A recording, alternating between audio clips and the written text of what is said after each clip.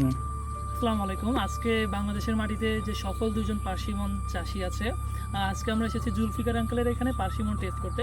অনেকেই বলছে হার্বোফ্লোরাইডের জাতটা এমন এমন, তো আজকে টেস্ট করে দেখা যাক আসলে হার্বোফ্লোরাইড জাতটা কেমন। তো খেয়ে দেখবো আর কি কেমন। তো ক্লোজে আসো একটু, পরে দেখাই। ভাই ওইটা আমাদের একটু রাখতে হবে। এই যে পাকলে এমন লাল জেলির মতন।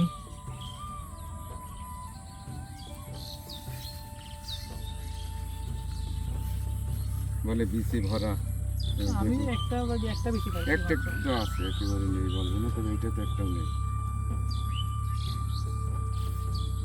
যার যার অনুভূতি জানাতে হবে। খোসা খাওয়া যায়? সব খাওয়া যাবে। আমার পক্ষপাতিত্ব করার কোনো দরকার নেই।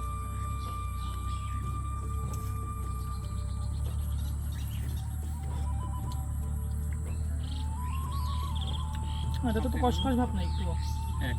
মানে এটা বাজারে চলবে কিনা, যদি না চলে তাহলে কাউকে চাষ করানো যাবে না, তো সেটা আমি বললি তো হবে না। যারা খাবে। দারুণ মিষ্টি। তো অনেক ডিফারেন্স গতদিন যা খাইছিলাম, এটা কাঁচা খাওয়াইছিল।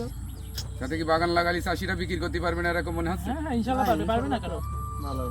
এটা একটু খেজুরের মতন পাকলে, যেরকম খেজুর পাকলে যেরকম না এরকম না, অনেকেই বিরোধিতা করছে। আমি অর্ধেক খোসা খেয়ে ফেলাইছি।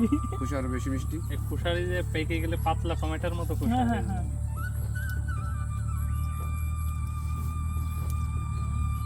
আপনি দাও।